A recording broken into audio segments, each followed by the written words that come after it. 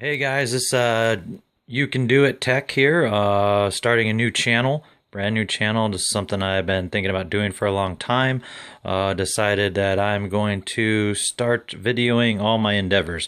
So whether it's these arcade cabinets right here, modifications, what I'm doing, or maybe it's working on restoring cars or something around the house, I'm going to video it all and put it up for you guys to see. So as you can see right here, I have a Galaga machine. This was a full working Galaga machine, but I kind of just got bored with playing just Galaga. So what the project is for this is I have what we see here is a panel to replace the panel here, which I do have, and it's going to be turned into a 60-in-1. So everything you need to know from start to finish on how to convert a regular Galaga machine, which is not a JAMA machine, this is not a JAMA machine, this is original, to a JAMA 60-in-1, but still maintaining the authenticity and the originality without cutting any wires, without doing anything, so that in the future I can put it back if I want to. Because my plan is, while this is a 60-in-1 machine, is to restore it, get new side art, redo the control panel overlay. Everything else looks pretty good. I will redo the side art, paint it, maybe trim molding, all that. When it comes to the Neo Geo, this right now is a 4-slot MVS, as you can see there.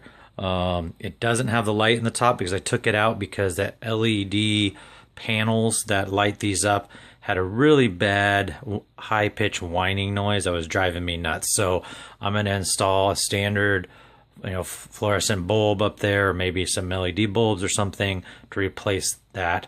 The other thing I might do, which I'm very interested in doing, is I have seen somebody do before, is they actually notch these out on the other side.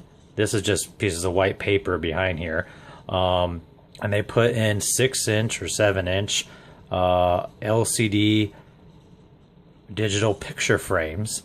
So you could display whatever game and change them on the fly without having to buy more artwork or find original artwork or reproduction artwork.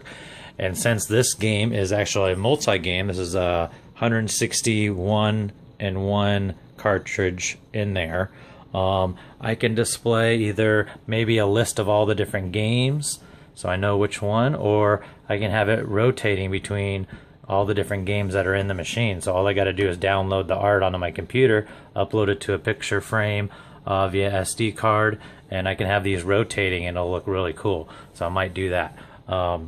Also, this control panel is going to get redone. It's seen better days. I already have all new joysticks, all new buttons. I actually have these work, but I have other ones for replacement if I need to. Also, it's got the headphone jack, but there was no headphone jack board in here, and somebody had put screws through the holes here. So my plan is to get a new sticker here, new plexiglass. I had got off the internet, off of eBay, the actual circuit board with the headphone jack attachments. So I'll try hooking that up, and hopefully it works there. Maybe replace the artwork here. As you can see, it's seen better days. Repaint this. The side here is all jacked up. It's a different piece of vinyl here than it is from here. It's all ripped in the back here. I don't know if you can see, but I did talk to a couple of vinyl companies to try and match vinyl. They sent me a couple samples. There is a wing here and some kind of motocross guy here. But if you look from a distance, it almost looks like the motocross guy with the matte finish matches as closely as possible. So I might do that, or I might just paint it red and get the sticker or stencil to repaint this, because this isn't actually a sticker, this is painted on. So I might just get the stencil and paint this red, and then when it says dry, paint the Neo Geo MVS SNK logos on there, so it's like original. And then that way, if it ever gets scuffed up, I can just touch it up with some touch-up paint or sand an area and repaint it. Other than that, the monitor works really good on this machine, but I do want to do a cap kit, which I have, and a battery replacement. I also have CPS2 boards, which if you guys are familiar with that, I have if you can see it, Marvel Superheroes, I also have a Marvel vs. Street Fighter, which is in the machine out there in the hallway, that I will be doing. But these have suicide batteries, where if the battery goes bad, they basically brick themselves. And then also the MVS board has a battery, which if it corrodes can ruin the board. So what I have here is 3.6 volt by half AA's that I can put on the board, and you've probably seen a lot of battery replacement videos where they solder new batteries right onto the board. Problem with that is, a couple of years, say you're getting scared that you're getting into the life on the battery, you got to do some more soldering work. So what I did was order these from China. These are, hold on, let me see if I can get them out here, or maybe you can get a good picture. These are battery holders with prongs on them. So I solder the prongs onto the board just like it's a battery, but it's actually a battery holder. So every time I want to replace a battery, I just pop it out, put a new battery in, and don't have to solder. So it's as easy as taking my board out, taking the cover off or whatever, popping a new battery in, I'm good to go. I got 5 of these for, I think it was $5 or something like that. Maybe it was $10 shipping, and that'll save me soldering in the future. And I also got 4 batteries here, so I can do both my CPS2 boards and my MVS board and have 1 spare. I also might think about tinkering with the idea of putting these in, I believe it's series, so the voltage and everything stays the same, but you get double the capacity. So I was thinking about maybe doing that, but since I have the holders, I could solder one holder into another holder and then that holder into the board to give me double the life. May or may not try that. I might try that on a board that won't break itself, so I won't do that on a CPS2 board, but I might try it on an MVS. I do have an MVS 1 slot board I might try it on. And so that's that. Here is a whole ton of parts. I have a whole box full of parts over here. That is a Pac-Man adapter from JAMA boards. That is a whole box full of MVS parts and joysticks and buttons. There's a JAMA adapter. Those are the LED panels there. A JAMA adapter, or a JAMA harness. The old Galaga CPO controller setup there that I'm going to restore, which I already have the control panel overlay in there. I have a whole set of white from Paradise Arcade. LED took me 6 months to get this stuff, so just a wise note, if you're going to order custom stuff from them, be prepared to wait a long time. Make sure it's in stock if you needed something right away. It took me 6 months to get this stuff. But these are red, green, blue LED push buttons for a MAME hyperspin setup I'm working on. What else we got here? We got my 60-in-1 board that's going to go in the Galaga, the trackball that's going to go in the Galaga, a 4-way, or maybe typical 4-way joystick that's going to replace, so it can play things like Dig Dug and Pac-Man. I have here we have a video card.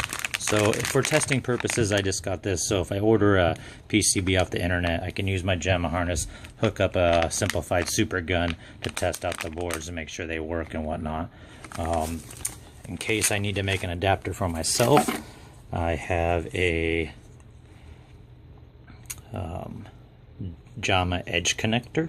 So if I want to make some sort of adapter or some crazy wiring, I have that so I can make it myself, custom pin out.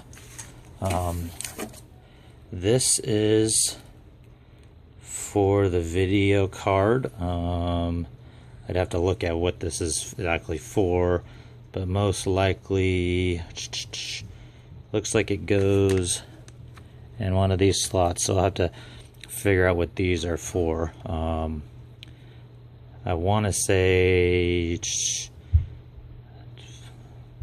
possibly to go to a CRT monitor instead of the VGA out. So I have to look at that. I can't remember which one I ordered.